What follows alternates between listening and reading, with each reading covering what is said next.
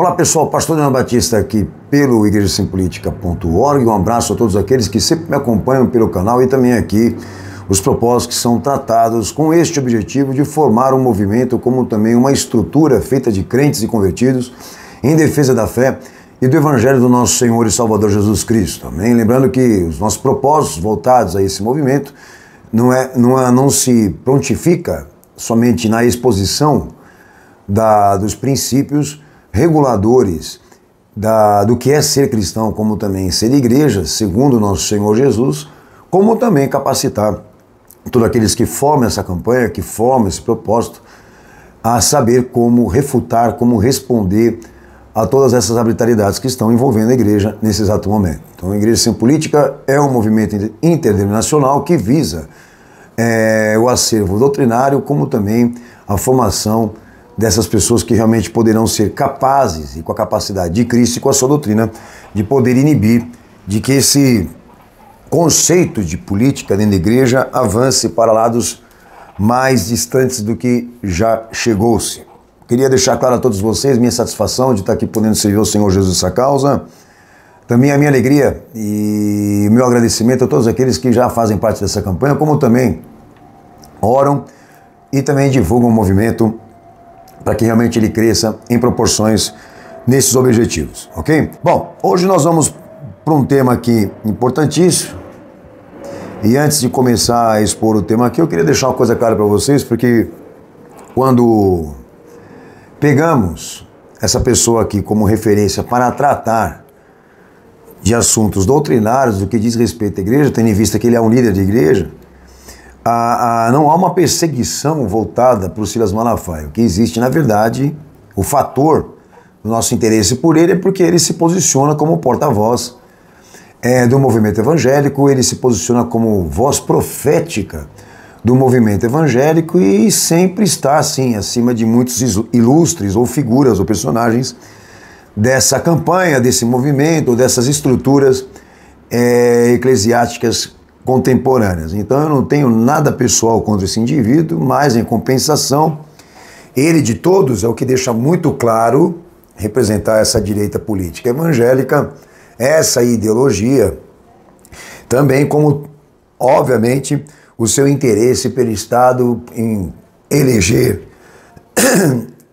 segmentos ou representantes políticos, vamos dizer assim. Então ele está dentro daqueles que chegaram no topo disso. Então o meu interesse, me perdoe, por ele, aqui o canal também é um movimento, é porque ele abre a boca para falar esse tipo de coisa. A gente usa o que ele fala ou o que ele argumenta para poder, obviamente, analisar biblicamente essas condições. Então hoje o tema aqui é esse alerta importantíssimo de Silas Malafaia ao povo evangélico, em defesa de sua autoridade ministerial. Não sei quem acompanhou essa chamada dele. E os meus propósitos com o que ele falou nesse culto, que acho que foi uma Santa Ceia, é expormos as razões teológicas dele e as pautas que ele tratou, se colocando numa condição de porta-voz da Igreja de Cristo ou do movimento evangélico, como também voz profética. Ele traz ali alegações e razões que consistem nessa definição: o poder e a autoridade eclesiástica e ministerial, que ele assume ser materialista e institucional, ok? Que o reino de Cristo se cumpre na terra, que ele se cumpre dentro de estruturas e hierarquias. Ele foi muito claro.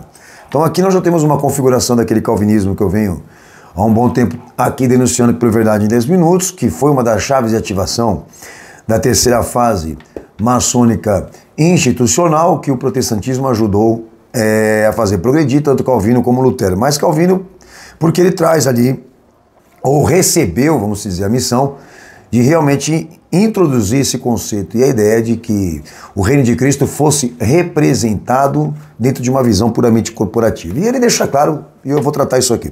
Bom, os meus objetivos específicos com ele e com as suas razões em defesa de sua autoridade ministerial é tratarmos aqui ou buscarmos o reconhecimento da autoridade instrumental do dever cristão no sistema legítimo neotestamentário, que não está direcionado à moral e nem a homem, sequer honra, sequer prestígio, mas inteiramente direcionado a Cristo porque é messiânico. Então nós vamos tratar alguns pontos importantes que servem aqui para o canal Verdade em 10 Minutos e servem também para o nosso assunto do movimento Igreja Sem Política, ok? Só lembrando vocês que o interesse de tratar sobre autoridade ministerial, identificando falsificadores da palavra de Deus e outros detalhes que eu vou tratar aqui, ele está preparando isso.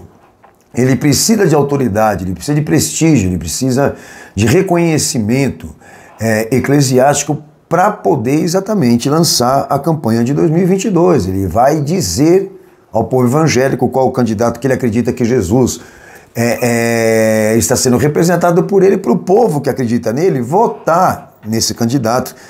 E a gente sabe que se trata de um presidencialismo, uma coalizão, né, presidencial que esse homem está representando, para o Bolsonaro. Então ele precisa provar para os políticos, para o Estado, que ele tem força, que ele tem voz, que ele tem representação com o povo, entendeu? Então é o que na verdade ele está dosando a popularidade dele. É um espertalhão. Mas vamos lá.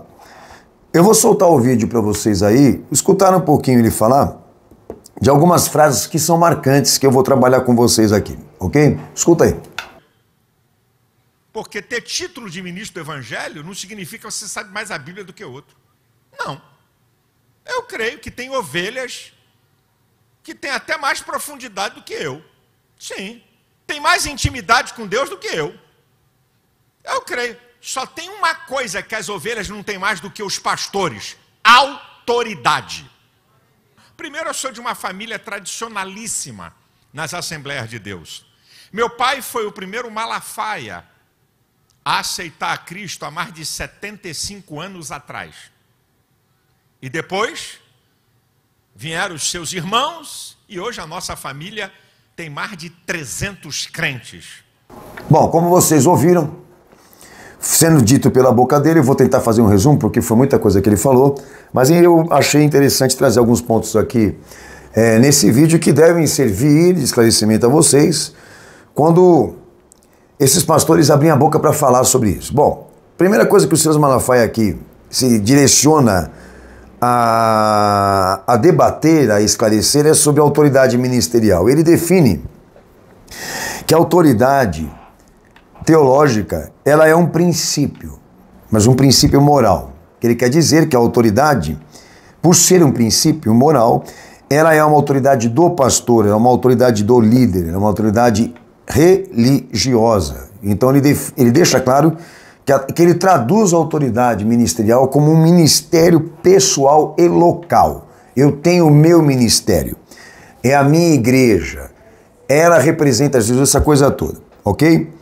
Um outro detalhe que ele também aqui, por isso que até ele deixou claro que para se ter a autoridade ministerial, você precisa ser maduro, envelhecido, né? Acho que ele quis definir que a autoridade ministerial é vinho, é uísque. O que ele quis dizer com isso, né? Mas vamos lá. Um outro ponto também dessa questão, ainda falando ele de autoridade, ele define que a autoridade ministerial, como também a sua comissão, ok? O seu chamado, para ele define que necessita e precisa de uma extrema unção. Vamos lá. Na sua opinião, a autoridade ministerial e a comissão ministerial se ocupa ou está ocupada por uma ordem superior de magistrados. Ele deixa claro que a autoridade dele e do seu ministério se ocupa ou está ocupado ou representado por hereditariedades familiares, aí falou do pai, do bisavô, da avó, do tataravô, essa coisa toda, de uma genealogia de sacerdotes, representada por personalidades eleitas pelo alto clero, que é um conceito bem vaticano, que obviamente aqueles que têm autoridade ministerial estão submissos a essas autoridades espirituais que o elegeram, que o comissionaram, que deram a extrema unção. Entendeu? Ok? Esse é o conceito dele. Que se apoia também em celebridades religiosas, porque ele julga ter um programa de 4 décadas, assume ter uma popularidade, aí vem o populismo, né?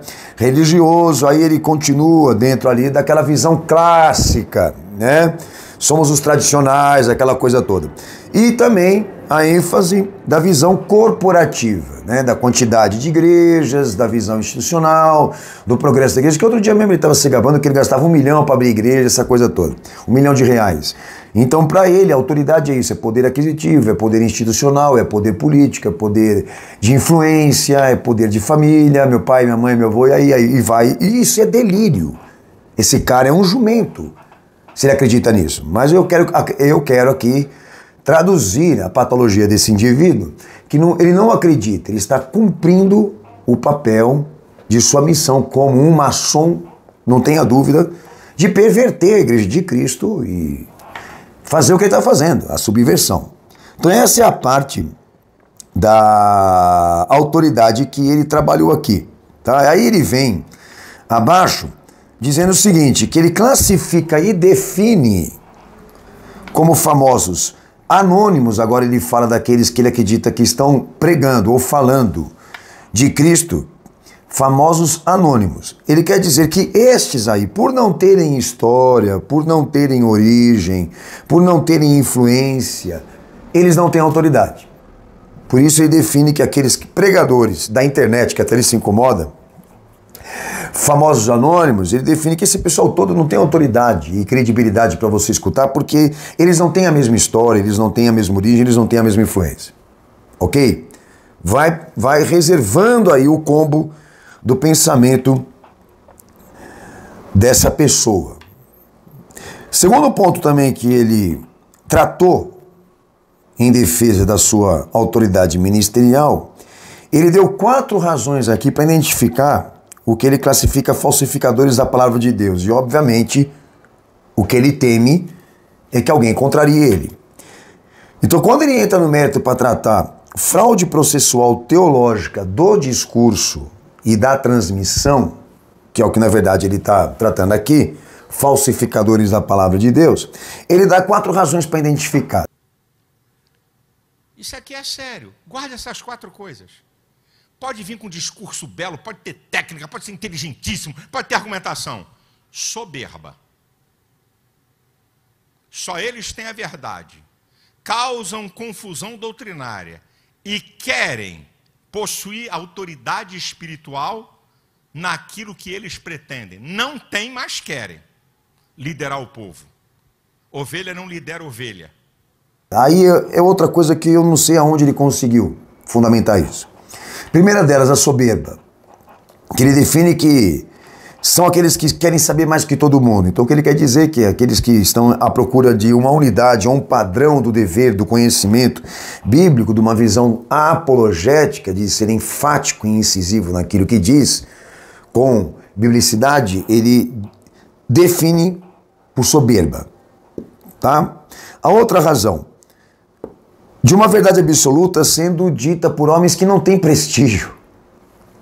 Então não pode haver uma verdade absoluta sendo representada por homens que não têm honra e que não têm prestígio. Isso é um outro falsificador da palavra de Deus para ele.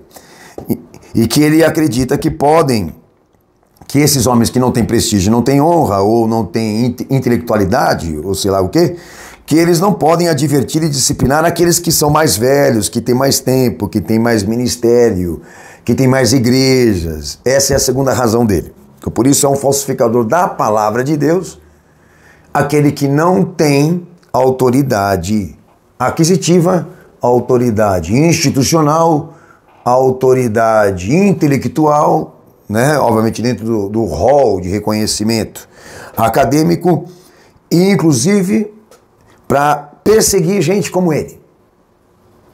Terceira razão que ele usou para identificar também quem é um falsificador da palavra de Deus que ele teme. Aqueles que geram confusão doutrinária por exigir fundamentação. Para ele, é uma outra identidade de um falsificador da palavra de Deus, porque esses não dão preferência para promover a paz e o equilíbrio institucional entre aqueles que são mais experientes e também famosos e também religiosos. Aí ele fala da unidade da igreja. A unidade da igreja que ele está falando é a unidade institucional da qual ele faz parte. Tá? Não a unidade cristã, que tem um outro parecer. Ok? Então, para ele, a terceira característica é daquele que gera confusão doutrinária, porque vai lá no clã ou no núcleo de intelectuais da qual ele faz parte para desequilibrar, ou comprometer, ou impedir, ou inibir os propósitos que estão sendo feitos pela irmandade dele, né? A quarta razão, que eu não vejo lógica para se tratar fraude processual teológica, é isso aqui. A quarta característica de um falsificador da palavra de Deus para ele é aquele que não é do alto clero, tá? Que não estão submissos a uma autoridade ministerial ligada a uma convenção, a uma tradição, a um núcleo de intelectuais. Apareceram do nada, é do fundo do quintal, ninguém sabe quem é esse cara, e então por isso não escuta ele. Por isso não são do alto clero, entendeu? Então para ele é outra identidade de um falsificador da palavra de Deus. Ele precisa ter recomendações. Fala sério. 4 razões: soberba, a verdade absoluta por homens sem prestígio, a confusão doutrinária por homens que querem e exigem fundamentação bíblica, e aquela outra parte por não serem do alto clero. Bom, o outro ponto que ele também falou aqui que eu vou tratar, ele entra na questão das verdades inalteráveis. Regras, elas podem ser mudadas, elas podem ser específicas. Por exemplo, várias regras do Antigo Testamento não valem mais para hoje. Ele entra aqui no mérito da hermenêutica e dos princípios reguladores administrativos do que é ser cristão e ser igreja, nas minhas palavras aqui. Mas ele entra aqui num ponto de que dentro dessas verdades inalteráveis que ele acredita que o evangelho é, segundo ele, tá? Lá dentro dessas verdades inalteráveis que Cristo representa, ele define que ali existem regras, ou que estejam sustentadas por regras, que podem ser mudadas especificamente para garantir ao povo a estabilidade econômica, psicológica, emocional, política, etc. Então, para ele, dentro das verdades que Jesus falou, existem ali certos conteúdos, regras, que foi assim como ele chamou, tá? Que podem ser, sim, modificadas para garantir ao povo a estabilidade material. E aí deixa claro que cabe à igreja definir quais são e guiar o povo, assumindo e identificar exatamente estas mudanças. Bom, aí ele complementa essa besteira dizendo o seguinte, que o reino de Cristo, ele está aqui na Terra dentro de uma visão corporativa e cultural, dizendo que é cultura, ele vem com aquela besteira toda, cultura, esporte, política, economia, etc, etc. E apela e diz, ame a igreja, ame o templo, se apegue ao seu pastor espiritual. Bom, então essa autonomia aqui que ele dá à igreja, de identificar quais são essas regras que podem ser modificadas e mudadas para garantir a estabilidade material da igreja, dentro das verdades que ele também acha que não podem ser alteradas, é uma autonomia que ele está procurando exatamente para poder transformar em licença, ok? E eu vou tratar esse ponto também da hermenêutica aqui, se realmente pode existir princípios que dentro deles estejam embutidos regras da qual a igreja possa interpretar da sua forma, do seu jeito, para poder exatamente garantir o bem-estar, os interesses daqueles que estão ali dentro. Uma autonomia que eu quero saber de você se Jesus deu. É simples. Vamos lá? Então são 3 razões que eu dei aqui.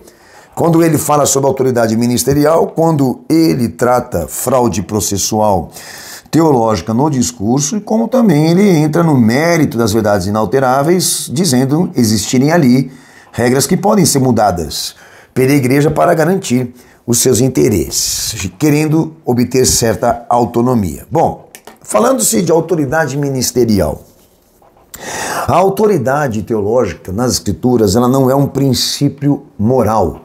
Senhores, a autoridade teológica ou ministerial, ela não é um princípio antropológico. Ela não é uma autoridade do líder, ela não é uma autoridade pessoal, ela não é uma autoridade do pastor, uma autoridade da igreja. A autoridade ministerial nas escrituras, ela é uma função, ela é uma atividade messiânica. Não tem nada a ver com valores, mas com atividades legítimas, por isso messiânica, é chamado de princípio da função específica.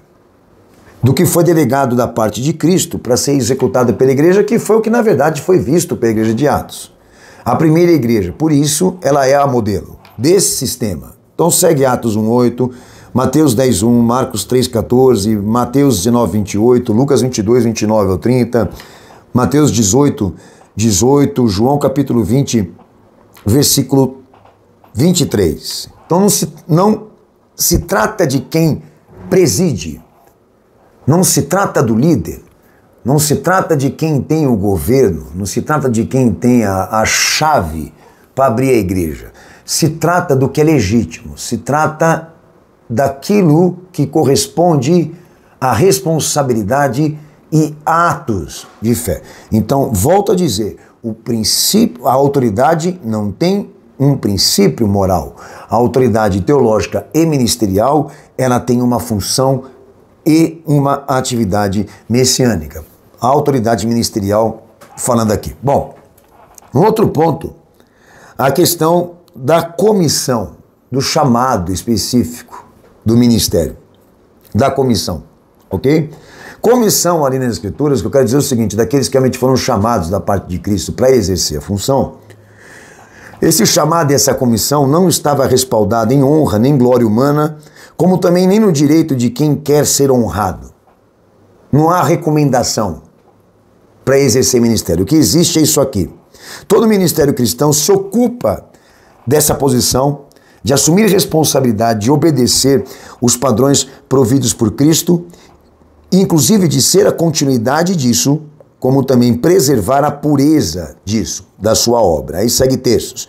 Mateus 20:28, Marcos 10:45, João 13:4, Mateus 11:20 ao 30, João 13:15, 1 Pedro 2:2, Romanos 15:5, Filipenses 2:5, Hebreus 12:2, Efésios 4, do verso 1 ao 16, Mateus 28, 18 ao 20, Mateus 25, do 31 ao 46, João 14:15, 1 Coríntios 12:4, Efésios 1, 22 e 23, textos como muitos outros. Tá? Então a comissão, ou o chamado ministerial, não se apoia e não precisa e necessita da recomendação da alta patente ou da tradição, ou daqueles que são mais envelhecidos, ou mais velhos, ou mais estudados, ou mais intelectuais, essa coisa toda de escolástica. Senhores, pode ser, a prerrogativa deve e pode ser exercida por qualquer convertido, desde que ele realmente assuma a responsabilidade de ser legítimo, de ser autêntico e de ser fiel. Pronto. Agora, querer exatamente desqualificar aqueles que não têm a recomendação frente àqueles que têm, por serem ligados a convenções, a tradições, a nomes, a personalidades religiosas, isso é um absurdo, mas obviamente é o que ele tem para usar. É os argumentos dele, mas não são bíblicos. Não são escriturários. Você vê que ele não fundamenta. E quando ele dá texto, ele dá 3, 4, 5 textos, que ele sempre repete a mesma coisa. Mas ele não tem como provar isso, que esse foi o sistema, a metodologia, ou a forma de inspiração que Jesus usou. E a igreja posteriormente lá atrás da mesma forma. Ok? Um outro ponto ainda dentro da autoridade ministerial, que ele ainda tratou, para afirmar aqui por mim. Então, acreditando que a autoridade ministerial ela seja delegada e mediada diretamente do Cristo, a autoridade que ele cede à igreja tem duas chaves: o conhecimento doutrinário e a disciplina. A autoridade da disciplina, de quem cumpre e quem não cumpre. Tá? Então, esse chamado legítimo tem duas chaves, que é nisso que reside a autoridade de Cristo. Provar que ele fez isso, que ele pediu isso, como também administrar a conduta da igreja. Bom, então esse chamado ministerial, ou essa comissão, ela não se respalda em nível intelectual, em concurso, em gabarito, em eleição, em tradição, ou coisa do tipo. Indicação, tem que ser legítimo e autêntico. Precisa se provar, assim disse o Senhor. Foi isso que ele fez. Então o poder da autoridade, o poder e a autoridade da igreja se apoia nessa instrumentalização. Ser bíblica e legítima. Então, para nós não importa, não interessa a origem desse líder e dessa igreja, de onde saiu, de onde veio. Contanto que sejam convertidos e bíblicos, eles serem legítimos, a gente vai amar daqui. Agora, procurar exatamente uma autobiografia ou biografia pessoal desse pastor para querer desqualificá-lo ou rebaixá-lo e etc., você está de brincadeira comigo. Porque não se trata dele. Ele não fez nada para ganhar essa igreja ou para comprá-la ou para adquiri-la. Essa obra é de Cristo, então a autoridade vem de Cristo. E se ela é delegada a nós, obviamente ela continua sendo mediada por ele e continua sendo representada por ele. Não tem autoridade ministerial de pastor. Tá? Não existe ministério meu, seu, de ninguém. Então olha, vai vendo como é que esse cara joga. Aí ele entra também no mérito, que eu quero identificar vocês, de que o poder e a autoridade da igreja seja identificada assim, dentro de uma causa materialista, moralista. E a gente sabe que não. Acabei de falar aqui, o poder e a autoridade da igreja que Cristo delegou e ainda é mediador, depende de duas chaves, conhecimento doutrinário e disciplina, ok? Então, a autoridade e o poder da igreja não está identificado numa causa materialista, sequer moralista, porque a autoridade é Cristo, não é o homem, não é o seu nível, né? Essa autoridade e poder não está identificado dentro de uma dispensação de forma de governo, de hierarquia, atualizado mediante avanço institucional, influência com o mundo, com grupos ligados ao Estado. O poder e a autoridade eclesiástica, segundo as Escrituras, não representa e testemunha avanço institucional, de influência política. A sua significação não é visível, não é corporativa, não é social, não é revolucionária, porque não está visando um novo mundo, um mundo melhor. O poder e a autoridade da igreja é apresentar a Cristo um corpo humano ou um conjunto de pessoas que sejam convertidas, aptas a exercer o serviço e o ministério, fiéis na sua confissão e no seu voto de fé a Jesus e posicionadas irrepreensíveis para recebê-lo no céu quando ele vier pela segunda vez.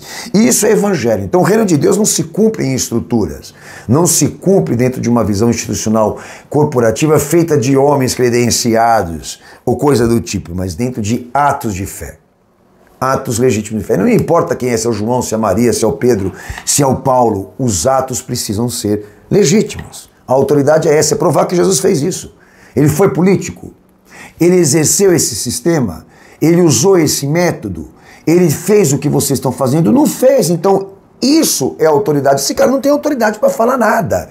Ele é um jumento, ele não tem autoridade para dizer nada, porque nada do que ele fala ou vive ministerialmente, ele prova que Jesus exerceu. Então vai buscar em José, vai buscar em personagens, em sombra, mas em Cristo ele não consegue. Ele não consegue fundamentar o modelo que ele representa, ministerial e de liderança. E ponto final. Então por isso que ele fica se respaldando nessas minharias. Agora, para quem que ele fala? Eu tenho para mim que ele fala para um povo que não tem nível nenhum. Porque se tivesse algum nível, já saberia há muito tempo do que esse cara é feito.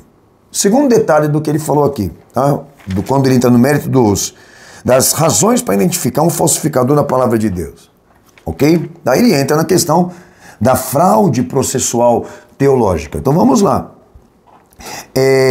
Quando nós começamos a entrar no mérito disso, de cometer uma fraude processual teológica do pensamento cristão, a definição é que dentro da experiência da iluminação, seja ela individual, seja ela corporativa, seja ela formalizada, a experiência da iluminação de Cristo para nós, todos dentro dessa iluminação possuem uma autoridade proporcionada por Cristo, que eu digo de uma ação dele para nós, mediada por ele, e por isso deve ser autenticada por ele. E ele exige que se prove nele e no que ele viveu, no que ele testemunhou historicamente, cientificamente, sistematicamente, em cada uma de suas expressões, ações, pronunciamentos, pregação, inclusive, tá?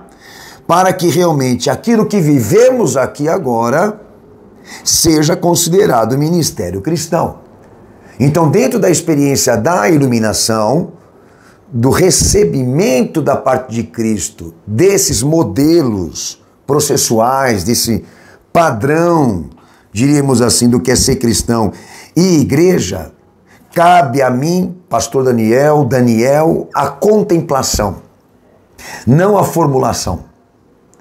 Porque o autor do acontecimento é Cristo e quem proporciona o padrão é Ele, para a experiência. Quem provê o conteúdo da fé é Cristo. A igreja não tem autorização e autoridade para poder produzir nada. Na experiência, Deus não se permite ser instruído por homem nenhum e sequer ser representado por Ele porque Ele é independente. Ele é o que a história prova. Então o que seria uma fraude? Num dado momento, eu apresentar uma ideia, um pressuposto, ok? Do tipo, como muitos acostumam até falar, eu acho, eu penso, meu ponto de vista. Aqui não tem ponto de vista na experiência da iluminação. O eu acho, eu penso não pode ser conjugado aqui, nessa experiência. Porque nessa experiência, o modelo, o conteúdo, quem provê e produz, ou condiciona, ou capacita, é Cristo em nós. É Cristo em nós. Até pode dizer, até que Cristo se cumpre em nós, ou seja, a dispensação é Ele. Então eu não posso ser aqui, na minha experiência com Jesus, eu não posso exercer uma iluminação que esteja respaldada em filosofia, ou que seja respaldada em razão, porque a mim só cabe a obediência e a contemplação. E Cristo, a provisão desses conteúdos. Então é uma coisa muito simples, até que Jesus deixa claro lá em Mateus capítulo 7, 13 e 14, Paulo em 1 Coríntios 2, verso 3 ao 16, Jesus em João capítulo 10, deixando claro quem são os mercenários, né, que entram pelos caminhos alternativos, aí ele começa tratando a filosofia, porque a fé, ela é sob consulta. A fé, ela tem um critério de autenticar se Jesus realmente fez isso, ele pediu isso, ele orientou isso, ele viveu isso, para você agora considerar ministério cristão. Uma coisa, exemplo que eu posso considerar dentro do tema Igreja Sem Política, você pode transferir ministério cristão para uma atividade profissional? Não, você não pode transferir ministério cristão para uma atividade profissional, você não pode dizer que Deus tem um chamado com você na profissão que você exerce, pô, onde você vai conseguir fundamentar uma besteira dessa? Ministério cristão é cumprimento de dever, é cumprimento de prerrogativa. Você vai fazer isso dentro daquilo que ele orientou ou dentro do conjunto que ele testemunhou. Você não pode dizer que agora a igreja vai se deslocar, ou os seus propósitos vão se deslocar para a tua área pessoal, para que realmente ali dentro da sua atividade, da sua profissão, do que você se comprometeu em exercer na cidadania, que ali você vai ser usado por Deus, que ali a empresa, os negócios vão ser instrumentos da representação do reino de Deus, que é o que na verdade eles argumentam aqui. Não existe ministério profissional, existe ministério cristão, eu volto a dizer. Então, se você realmente tem essa ideia de que você pode considerar, de que você pode opinar, de que você pode definir por regra isso que você acredita, você está fraudando o processo do pensamento que surge de Cristo e por meio de uma experiência de iluminação que só cabe contemplação e obediência da sua parte. Você tem que provar que foi Ele que ensinou isso e foi Ele que fez isso. Então o Senhor deixa claro lá em Mateus 7 o seguinte, que se houver alteração nesse processo, se houver fraude, nesse processo de transmissão de verdades que ele testemunhou aqui historicamente, de alargar o caminho e a porta, você até pode mudar o evangelho dele, mas lá no final não vai salvar, vai comprometer toda a ordem, o fator final, que é a tua redenção. Então, no processo de transmissão de verdades de Cristo ao homem, não cabe ideia, pressupostos de especulação ou formas de razão. Isso é fraude processual teológica. Agora, considerar a fraude processual teológica o quê? Soberba, verdades sendo ditas por homens sem prestígio, gente que arruma confusão doutrinária, e não são do alto clero. Ah, faça meu favor, vocês estão de brincadeira comigo que esse cara ainda consegue arrancar popularidade. Mas em compensação é o que está rendendo para ele. Um outro ponto que ele também tratou aqui é a questão das verdades inalteráveis, quando ele entra no mérito da hermenêutica e dos princípios, que ele também assume dizer que existe ali uma causa decisiva e irrevogável. Ele fala isso, mas do jeito dele, tá? Aí entra uma questão, ele diz que dentro desse fundamento decisivo, inalterável e irrevogável, que é Cristo, existem ali regras que podem ser mudadas pela igreja para garantir à igreja a estabilidade material. Então vamos lá. Só que tem um detalhe.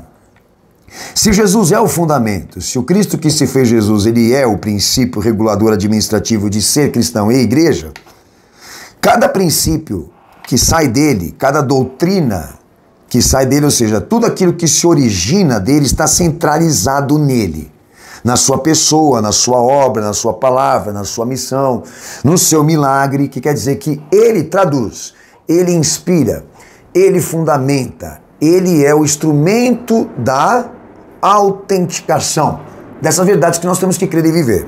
Ponto. Ok? Tudo que Deus quer que o homem saiba, só saberá por meio dele. Então tudo se origina dele porque está centralizado nele. Ok? Cada fato da verdade teológica, seja particular e absoluta, historicamente foi manifestado por Jesus ao mundo, da parte dele para nós. Ok? Bom, se eu tiver que alterar eu acredito aqui que exista alguma coisa nele que eu possa alterar, ele tem que me permitir. Porque se o princípio é ele, eu preciso entender dele, olha, que existe alguma coisa ali naquele momento específico e histórico dele, que ele falou, ó, a igreja pode mudar, tá bom? Porque tudo está centralizado nele. Aí vem texto de João capítulo 3, verso 31 ao 36, João 8, 12, do 15 ao 16, João 6, verso 48 ao 57. O que a gente escuta dele? Que o evangelho que está definido por ele consiste em ato, palavra e vida. O evangelho é ele. Até Colossenses 1,15, Paulo ele fala da tríplice testemunho de Deus. Ato, palavra e vida. O evangelho é ele. O evangelho não é doutrina. Então, se eu tiver que falar aqui para os membros da Igreja Cenáculo da Fé, olha, nós temos um momento de Jesus ali, na história, que nós podemos interpretar de maneira diferente para garantir o sucesso de todo mundo aqui. Eu preciso de licitação, preciso de autorização. Que naquele momento o Senhor deixou claro, olha, eu vou fazer isso aqui, mas vocês lá na frente não precisam obedecer. Sendo que tudo se origina dele e está centralizado nele, porque o princípio é ele. Então, você tem que entender uma coisa, que pela Escritura, evangelho não se pode mudar nada. Um exemplo de alteração que eu tenho ali, historicamente Jesus. Jesus, ele cumpriu a tradição judaica, ele cumpriu os costumes judaicos e isentou a igreja dessa responsabilidade, dos usos e costumes, que eu quero dizer que ele não introduziu cultura judaica no evangelho, ele não impôs à igreja a obrigação, mas ele cumpriu por quê? Porque ele vem de Israel, porque ele é judeu, o messianismo dele se cumpriu pelos judeus, certo? Mas ele isentou a igreja, posteriormente a igreja também, de os gentios não cumprirem o costume judaico. É a única coisa que poderia agora, nesse momento, ser autorizada por nós, como também tratada institucionalmente aqui. Fora isso, não existe moralmente, espiritualmente, ministerialmente, nada da qual será possível a igreja abrir mão, tendo em vista que o evangelho é o ato dele, a palavra dele e a vida dele. Então não existem regras que possam ser modificadas. Agora, por que ele, né? Até Paulo fala lá em 2 Timóteo 2,19, que o fundamento permanece. O fundamento de Deus, que é o ato e a palavra e a vida de Cristo, permanece por gerações, no céu e na terra. O céu e a terra hão de passar, mas as minhas palavras jamais passarão. Não passa. Então a imutabilidade de Deus naquilo que Jesus viveu, a imutabilidade de Deus é uma coisa sagrada, tem que ser preservada pela igreja, precisa ser vivida pela igreja. Então, nós não podemos considerar cristão nada daquilo que foi alterado e modificado para satisfazer uma época, um tempo ou uma geração. E nós temos muitas fraudes processuais do pensamento hoje sendo vividas pela igreja com base nisso que esse cara, na verdade, está querendo introduzir. Porque ele acredita que a igreja tem autoridade para pegar certas coisas da vida de Jesus e da pregação dele e modificar, e a política é uma delas, para poder garantir a estabilidade institucional e material daqueles que estão dentro dela. Então esse cara está querendo uma autoridade para possuir o Evangelho de Cristo e transformar o Evangelho de Jesus nas razões dele, nas razões políticas, inclusive, cara, eu estou na pauta aqui, de querer ter autoridade, que ele julga ministerial, institucional, intelectual, moral, que ele acredita que ele tem moral. Ele precisa dessa autoridade para deslocar o povo evangélico para a rua, para ficar levantando bandeirinha para o céu de candidato, elegendo presidentes que ele acredita que Deus ungiu e que está representando Deus na terra, inclusive católico, inclusive divorciado, nem qualificação tem para poder representar a igreja, talvez o Estado, a igreja não, mas em compensação esse cara quer autoridade para poder exatamente controlar a igreja de Cristo e fazer com que ela realmente seja presidencial. Ele comanda uma quadrilha, ele comanda um esquema, esse cara comanda, ele é uma fraude humana, certo? Agora, por que eu estou falando isso? Porque nada do que ele alega, nada do que ele diz, nada do que ele fala, ele consegue provar em Jesus. Certo? Ele consegue provar isso. Esse sistema foi usado, esse modelo foi visto no acontecimento histórico do Cristo. Ele não consegue provar agora, ele precisa disso. De querer abrir uma brecha, aí entra o liberalismo, né? Teológico, abrir uma brecha para dizer que existem certas regras ali na dispensação do princípio da vida do Cristo, que a igreja pode trabalhar e modificar e adaptar para poder saber conduzir a igreja e seus fiéis nessa época e nesse tempo. Só que ele é o alfa e o ômega, o princípio e o fim, aquele que era, aquele que é e aquele que sempre será.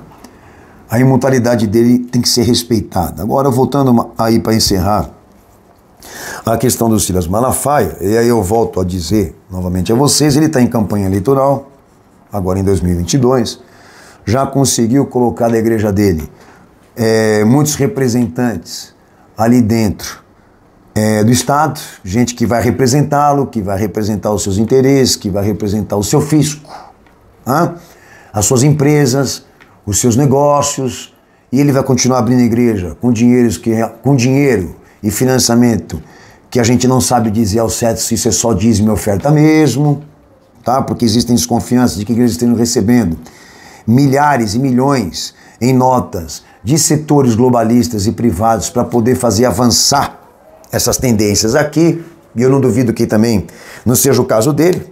E eu quero deixar aqui um apelo a vocês, tá?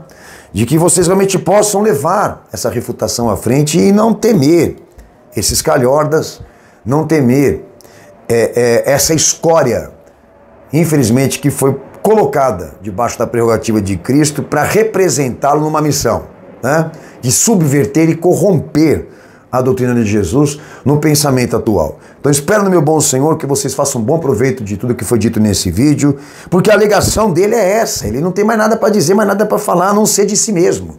Ele fala de si mesmo, ele fala da igreja dele, ele fala do que ele tem, ele fala do que ele possui, a autoridade dele é essa, é o que ele ganhou aqui no mundo. Senhores, é desprezível ele e todos aqueles que estão com ele. Um abraço, Deus abençoe a todos. Como vocês podem perceber, estamos muito próximo da vinda de Jesus mesmo, mas enquanto ele não voltar, nós estamos aqui à frente de um trabalho que visa, né, realmente o progresso disso, do Evangelho do Cristo, com conversão de almas e salvação de vidas. Deus abençoe vocês, fiquem na paz de Jesus, um abraço apertado em todos, faça bom proveito, nos vemos no próximo vídeo. Deus abençoe todos vocês. Nosso Senhor merece uma igreja fiel. Então venha fazer parte desse ministério, desse movimento, igreja sem política, porque no fundo Se você não fizer alguma coisa contra isso, você é um deles.